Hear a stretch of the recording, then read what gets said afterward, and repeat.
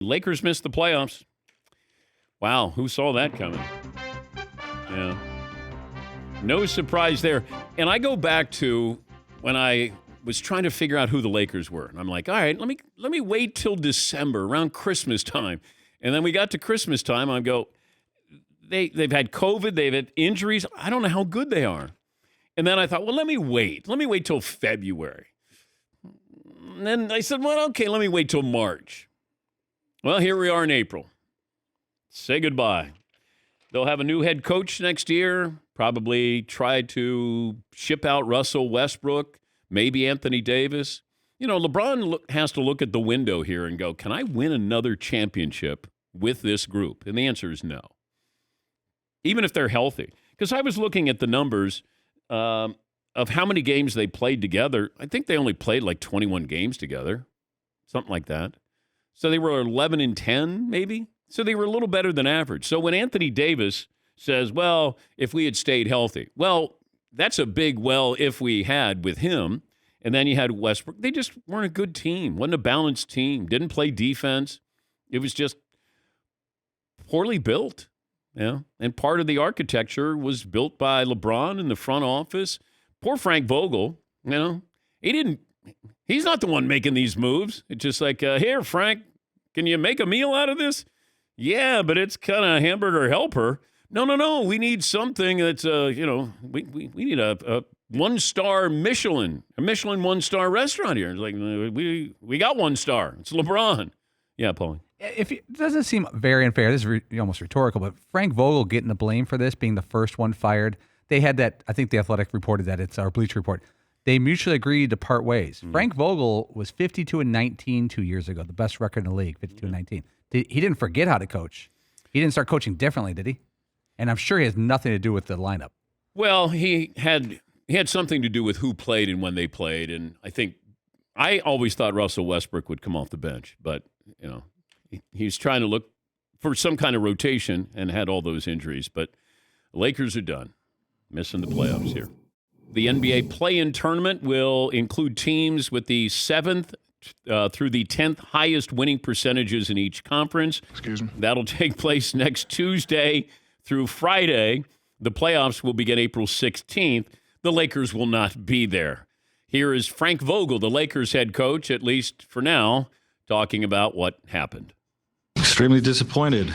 Disappointed for our fan base, disappointed for the Buss family, who gave us all this opportunity. And, we want to play our part in bringing success to Laker basketball. And we fell short. We're eliminated tonight. I can say it's not been due to lack of effort. We have all put in the work. Our guys stayed fighting, right until the end. I know we have games left, but in terms of being eliminated, it brought integrity to the process. We just fell short, through a disjointed season. So we're all disappointed. Look, we're looking at this as an aberration, an anomaly, that they didn't make the playoffs. They've missed the playoffs 7 of the last 9 seasons. When they had Byron Scott, they had Luke Walton. Kobe got older.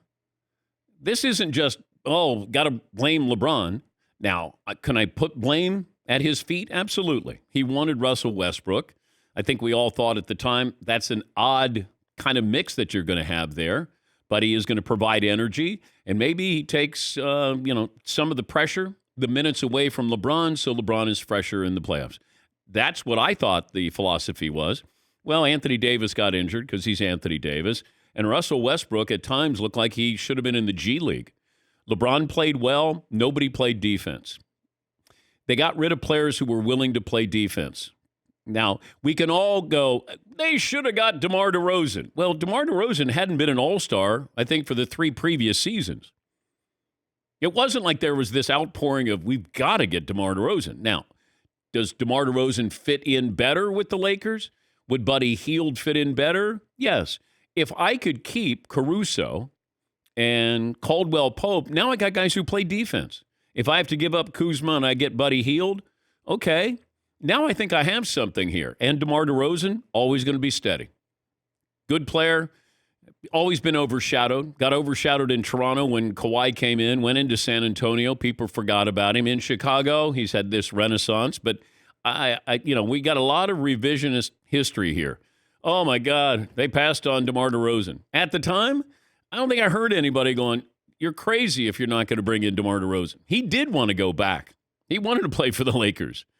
And LeBron didn't want it. Wanted to bring in Russell Westbrook. So you can point fingers this year. I got to point fingers upstairs for the previous years. They won in the bubble. Okay? But the other years, I got to put that on the front office there. Also, you got to factor in age with this with LeBron because he gave you a surprisingly good season, I think. But he's 37. How do you reload with a 37-year-old? Now going to be 38. And I look at the playoff games that are on those legs. He's like a 41-year-old. And do you want to play with LeBron? Everything that goes along with this, if the Lakers win, then LeBron wins. If LeBron loses, then must blame it on everybody else. Do you want to play with LeBron? Because you kind of have to gear up to play with LeBron. And he'll be 38. Anthony Davis. Can you move him? Do you want to move him? Russell Westbrook, does anybody want him? So you're kind of stuck. I know as long as you have LeBron and AD, then you can kind of capture some magic here. But you really don't have Anthony Davis because I can't count on him. I mean, LeBron played 56 games. But even when you had the big three together, they were a little better than an average team here.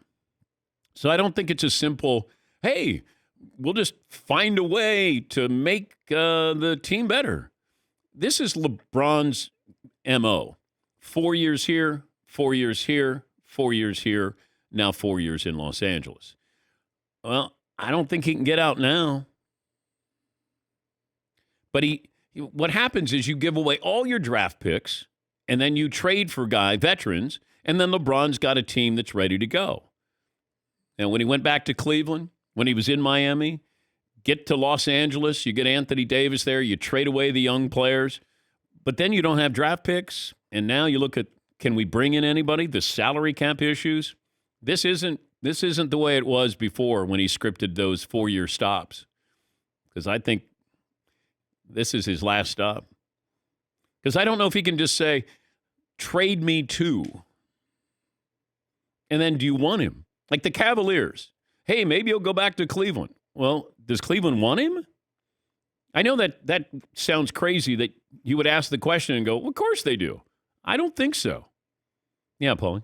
Dan, there's one franchise that will always ignore age and overpay somebody. Your New York Knicks. That's correct. That's where he's going to finish. You think so? Oh, that'd be perfect. Yeah.